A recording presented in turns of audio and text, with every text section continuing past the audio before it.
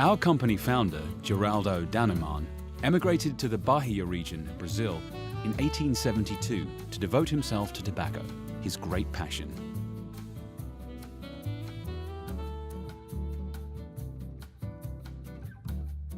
Dannemann is well known for tobacco, excellence, craft.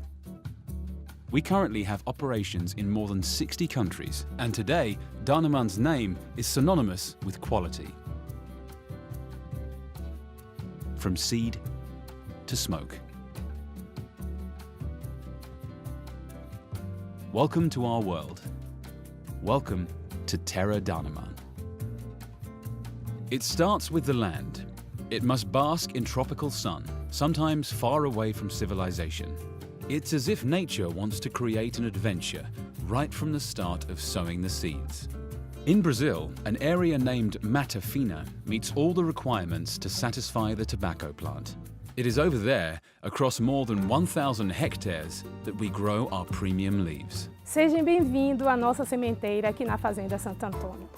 Este é o começo da jornada do nosso tabaco, que leva mais de 2 anos, desde a semente até o charuto. Como uma das agrônomas, eu trabalho com um time cuidando do fumo Santo Antônio, uma variedade especial que cultivamos aqui na Bahia. E é essa interessante combinação entre o cultivo tradicional e a nossa tecnologia de ponta que nos permite cultivarmos essas folhas tão especiais que vocês vão conhecer logo mais. Agora, deixe-me mostrar o que fazemos aqui na sementeira. The tobacco seed determines the taste and aroma, as well as the size, color, and structure of the plant. To obtain high-quality wrappers, each individual seed is planted in a small pot. The small seedlings are kept in a greenhouse to protect them from insects, elements of the weather, and fungal attacks. After 10 days, the plants start to grow, and we carefully choose only one seedling per cell. In this way, it will grow uniformly and strongly. Every day, the tobacco plants are tended to, watered and weeded. Experienced planters continuously inspect and look after the plants. During this time, when the seeds are becoming plants, the field is being prepared to receive them. Sejam bem-vindos ao nosso campo fértil e ensolarado. Eu sou Carlos Eduardo, sou agrônomo que cuida e prepara os nossos solos aqui na Bahia. As condições climáticas para o cultivo do nosso tabaco são tão importantes quanto a variedade do cultivo em relação ao aroma e sabor. Eu não posso controlar todas as condições climáticas no campo, mas posso controlar as condições de solo, fornecendo a quantidade exata para as mudas que a Celisa vai precisar. Venha comigo e descubra como nós damos as melhores condições para o nosso tabaco crescer e florescer. The soil has to be cleaned and transformed into a favorable ambient to shelter the baby plants. Protective screens are set up and irrigation tubes are installed. Each seedling is kept at the greenhouse for about 30 to 45 days until it is planted out manually into the tobacco field.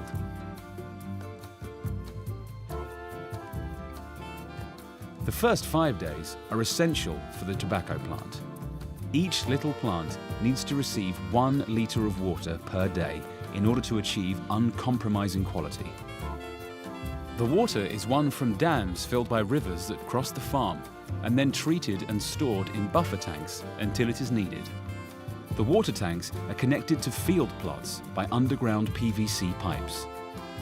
The computer calculates the necessary water quantity that will be given to each plot, taking into account the weather and growth stage of plants. In order to provide the roots of the tobacco plant with the necessary water and minerals, we use bulls to ensure the soil structure remains open. Under the watchful eyes of our agronomists, the tobacco plant is left to grow. After approximately 2 months of care, the tobacco plants are harvested. The maturation has to be just right. The hour must be just right, early enough in the morning so that the tropical sun doesn't deprive the tobacco leaves of too much moisture. This is performed according to the maturing process. First, leaves at the lowest level are picked. 4 to 5 days pass between the harvesting of the individual levels. From now on, these leaves will remain together for the further steps. The still green leaves are transferred to the drying warehouse on the same day. Here, they are carefully arranged on pieces of wood and hung from floor to ceiling on cross beams.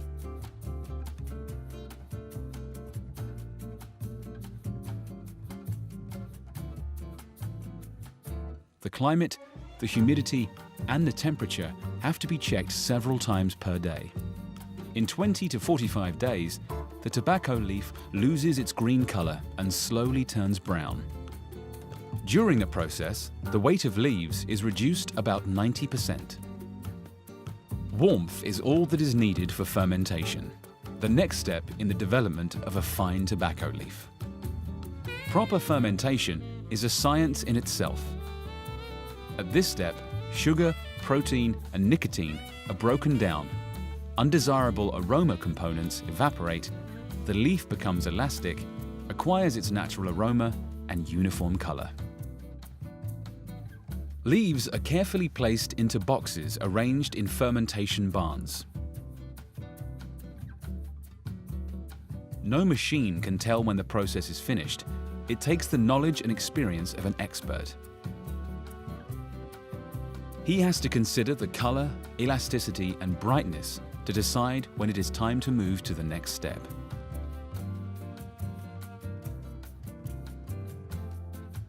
After the fermentation comes the sorting.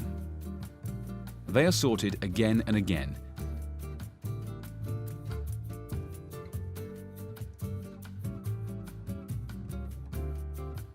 According to size, thickness, color, consistency, structure, quality, and strength. Now it's time for the tobacco to rest.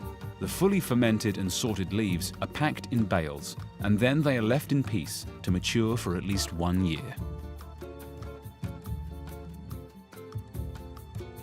Eu sou Daniel Schmidt, sou engenheiro agrônomo, trabalho com mais de 200 produtores parceiros aqui na região da Mata Fina. Ajudo eles a cultivar as preciosas folhas de tabaco para enchimento. Estas folhas são muito importantes para que se possa vivenciar uma experiência de degustação única, prazerosa e envolvente. Esses produtores locais cultivam em suas terras há várias gerações e são parte da nossa família. Tenho um carinho especial com cada um deles e frequentemente faço visitas para checar a qualidade da produção e verificar e saber das novidades. O tabaco chega já seco dos produtores aqui na nossa fábrica. Aqui na fermentação nós vamos aprimorar as características da folha, que são a coloração uniforme, o aroma e o sabor. This is the natural way that wonderful tobacco is made without any artificial aids. The fermentation raises the weight up from 6 to 18 tons. The leaves are always unbundled by hand and then, row by row, stacked one on top of the other. Through the fermentation that sets in, the stacks begin to heat up naturally. After approximately 7 to 15 days, the stack heats up to 50 degrees centigrade. And then the entire stack is taken apart and put together again.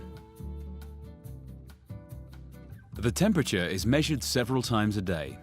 A completely different taste would result if the temperature were to fluctuate. The entire process takes around 5 months. Finally, the leaves are cleaned at high temperature, single spoiled leaves are removed, and the tobacco is baled.